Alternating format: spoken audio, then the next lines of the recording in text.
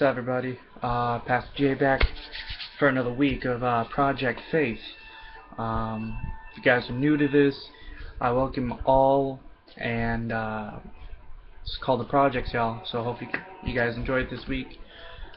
Basically, like I do, I take a word, I break it down to where everybody can understand in a sense of how God is, how God loves, and just how, in a sense, we just want to spread the love. And so this week, like I said, Project Faith, Allegiance. Following allegiance, ideally through Him.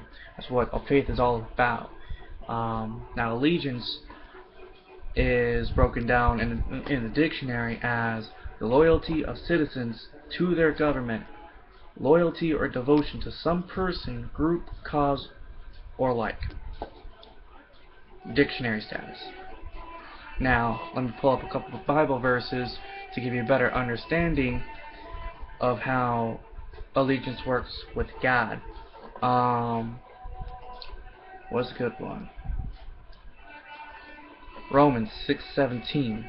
But thanks to be God that, though you used to be slaves to sin, you have come to obey from your heart the pattern of teaching that has now claimed your allegiance. Having allegiance is having the idea of following that individual through thick and thin, much like a commitment, which also plays out to be a possibility you'll have in having a relationship. There may be a possibility of willing to do anything for the other person that you're with. My bad, didn't mean to choke up, just whatever. Well, overall, with that's what I'm really trying to say, y'all, is, you have a relationship with God. End of story. It's whether how much you put into it is how much you're going to get out. You reap what you sow. Now, see, the world ideally today is logical. They say, obviously, if you have $100 and you minus 10, you're going to be left with 90. Obviously, that's how it goes. But with God, in a sense, the more you give, the more you get back. Okay? Because God will always be there tenfold for you. Now, my point in saying that is we have God in the first place in our lives. By doing that, we accomplish several things. First, we accomplish that we as believers in God will do what we are blessed with to show God the present He gave us, what exactly we're willing to do for Him. So any gift, any talent, anything that you have, like in a sense God has blessed you with, what can you do to turn that around and show Him that? Like, for example, Father gives His son a little toy plane, right?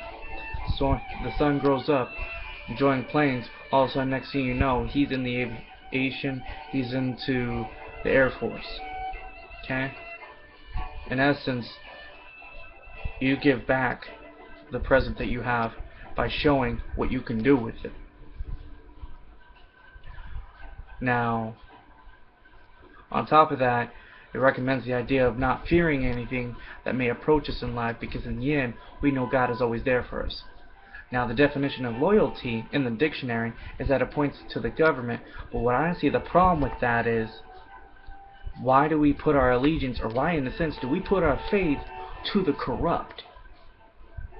Why not put your faith with the allegiance of a lifetime? Now, some other individuals will state that, putting your faith in people will be a lot easier. Man, it can be. But I guess the problem is with that is people will let you down. That's just how it goes some days. And my dog's going crazy. What you gonna do about it?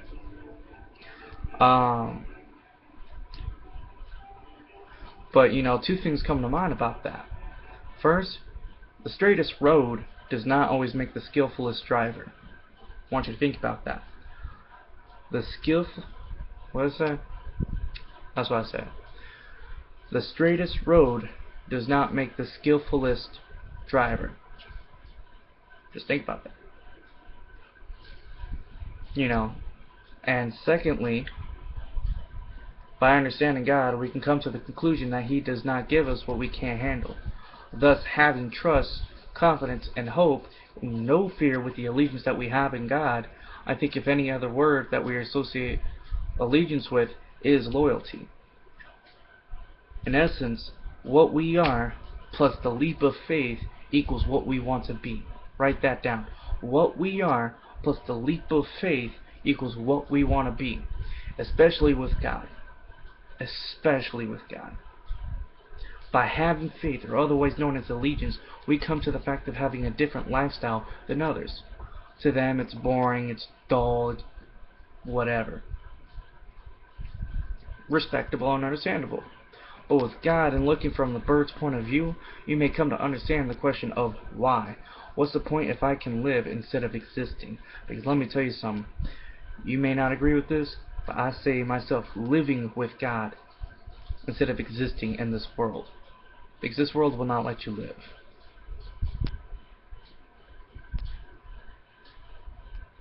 But to further the conversation, a lot of people tend to show them as fans of God. Now there's two different types, in a sense, of Christians in this world, unfortunately. And I've come to realize this because of, a certain book that I've read. There's people who know about God. People who may go to church a couple times here and there. But do you really know God personally? It's like being a fan of a baseball, football, basketball star. You know all their stats. You know all this. You know all that. Cool. Is the coach actually going to put you in the game? No. But with God and being able to follow Him, that's the key thing. You want to be able to follow. I'll tell you something. That's when coach is going to put you in the game, because with following, you're going to have a little more rougher of a time. But Jesus is there to test you. And that's the point of what, kind of going back to my quote, the straightest roads do not make the skillfullest driver. They just don't. By my honest opinion, it doesn't work like that. If you want to know God on a personal level, and not only make the decision of being with God, but to be a follower and have a commitment with God, and having that allegiance, you have to give up some of the things that may seem important to you, even sometimes to the point of showing that you don't live like an average Christian. You don't dress properly. You know what I'm saying? Like, look, I'll go to church, chucks, jeans, and a t-shirt. Cool. You don't see me buttoned up, slacks. You know what I'm saying? Like, yeah, I'll do it once in a while. Throw it up. But what's the point?